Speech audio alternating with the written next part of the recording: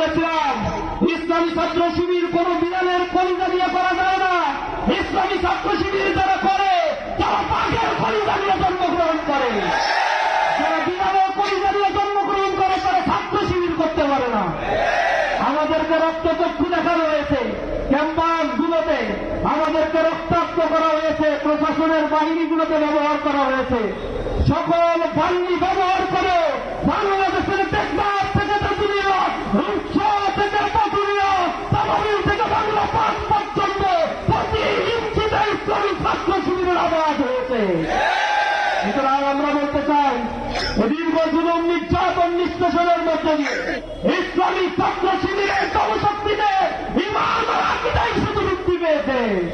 আমাদের সংখ্যা তোমরা কমাতে পারো নাই, বরং দলে দলে কাফেলায় ছাত্ররা মহিরূপে পরিণত হয়েছে। আমরা গভীর শ্রদ্ধার সাথে স্মরণ করছি আজ আমাদের প্রথম কেন্দ্রীয় সভাপতি মীর কাসেম আলী বিন্দু ভাইয়ের কথা।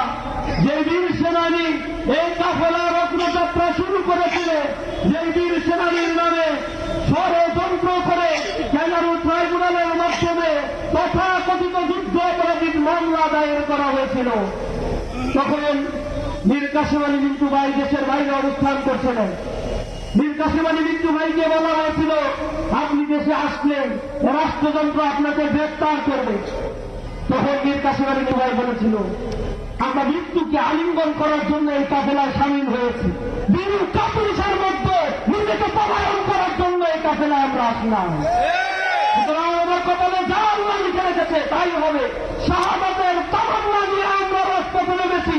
শাহাদাত যদি আমার কপালে থাকে এর চাইতে বড় পাওয়া আমার কাছে আর কিছু না।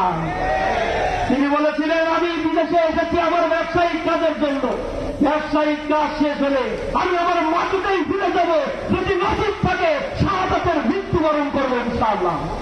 তিনি দেশে ফিরে এসেছেন, জালিম শক্তি তাকে গ্রেফতার করেছে, তার সন্তানকে দীর্ঘ সময় কারাগারে আটকে রেখেছে। মীর কাসেম আলী বিন্দু ভাই শাহাদাতের সময় তার সন্তান কোথায় আছে, কি অবস্থায় আছে, সে সাক্ষাৎটুকু তার সন্তানের সাথে সে করে দিতে পারেন না।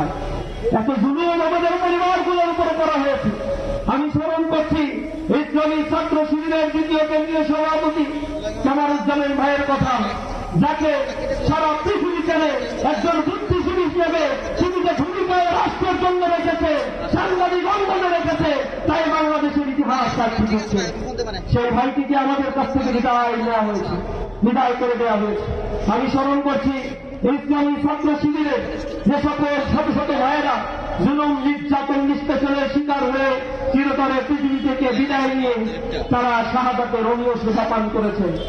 আমি স্মরণ করছি শরীফ ওসমান বিন হাদির কথা, আমি স্মরণ করছি আধিপত্যবাদের বিরুদ্ধে লড়াই করা বীর সেনানী শহীদ আবরার সাহাবের কথা, আমি স্মরণ করছি বাংলাদেশের জুলাই বিপ্লবে যারা দিকের তাজা রক্ত দিয়ে ফ্যাসিবাদী ব্যবস্থার বিরুদ্ধে দাঁড়িয়ে গিয়ে বলেছিল আমরা আজাদির সন্তান জীবন দেব, কিন্তু বড় ভারতের গরব রাজ্যের রাষ্ট্রে পরিণত হতে দেব না। যারা আজাদির জন্য জীবন দিয়ে দিয়েছে সেই সন্তানদের জন্য আমরা কাছে দোয়া করি যে মাবুদ তুমি তাদেরকে শাহাদাতের উচ্চ মর্যাদা দান করো। আমাদের এই শাহবাগের পাশেই শহীদ শরীফ বিন ওসমান হাদি শুয়ে আছে, তার কবরের পাশে দাঁড়িয়ে বলতে চাই ওসমান তুমি জীবন দিয়েছ, তোমার রক্তের বদৌলতে লক্ষ ওসমান হাদি বাংলাদেশে জন্ম নিয়েছে। বাংলাদেশের পতাকাকে কিভাবে শকুনের হাত থেকে মুক্ত রাখতে হয়।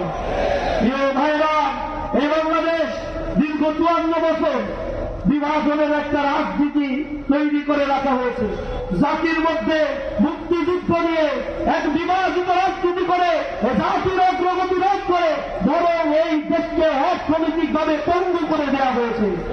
আমরা বলতে চাই ইসলামী ছাত্র শিবিরের স্বাধীনতার সার্বভৌমত্বকে ধারণ করে এদেশের